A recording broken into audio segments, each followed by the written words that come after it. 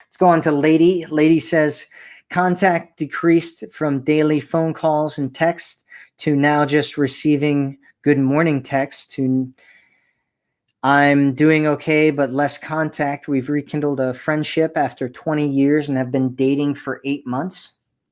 What should I do? He has been busy. He has a busy work schedule, a lot of family issues. Should I be patient and not call or text? Yeah, so there's a rule that I generally have, right? And so there's this thing called leaning back. And there's a lot of misconceptions about leaning back. I'll probably do some more videos on this pretty soon. But when you're leaning back, what you're doing is you're giving him space to come and pursue you.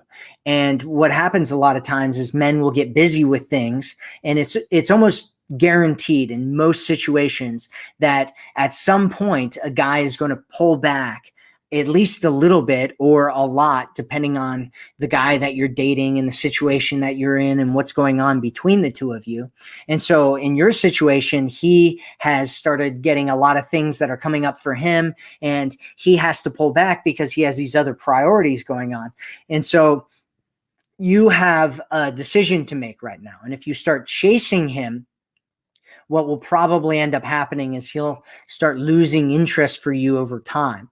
And so what you want to do is you just want to lean back and give him some space. And as far as like initiating contact, you want to initiate contact like 1 out of 4 times or 1 out of 3 times. Some coaches out there will recommend that you don't ever contact a guy ever, never initiate contact with a guy. And that's wrong. I know too many women who have lost men because they didn't ever initiate contact. And so the guy thought that she was never really interested. Relationships are built because they're a two-way street. They're built together. And if he's the only one that's showing any interest in pushing things forward and initiating contact, he's going to feel like you don't really care, that you're not really that interested, and that, you know, he's not going to really be, for most men, they're not going to really be that interested in continuing to do that. But you also don't want to go to the other extreme where you're the one chasing him, you're contacting him all the time, you're initiating contact and all that kind of stuff.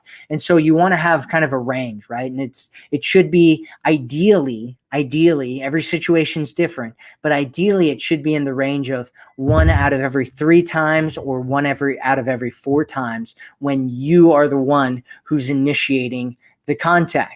Of course, you can go to 50-50 as well, where every other time you're the one that's initiating, and that can work as well. But you don't want to get to a point where you're setting a precedent where you're the one who's always initiating contact, because if you do that, what's going to end up happening is you'll set a frame around the relationship. You'll set a precedent where you're constantly chasing him and he starts expecting you to chase him and initiate and do all this stuff. And then you'll get into the situation that we were just talking about in this video, where you're missing red flags, you're missing it when he loses interest, you're missing it when you should be pulling back, because when a guy pulls back, that's a good time for you to pull back and get busy with your life and have other things going on and build an abundance of options and connection and all that kind of stuff, so that you're not put into a situation where you start chasing him, like exactly what we were just talking about. So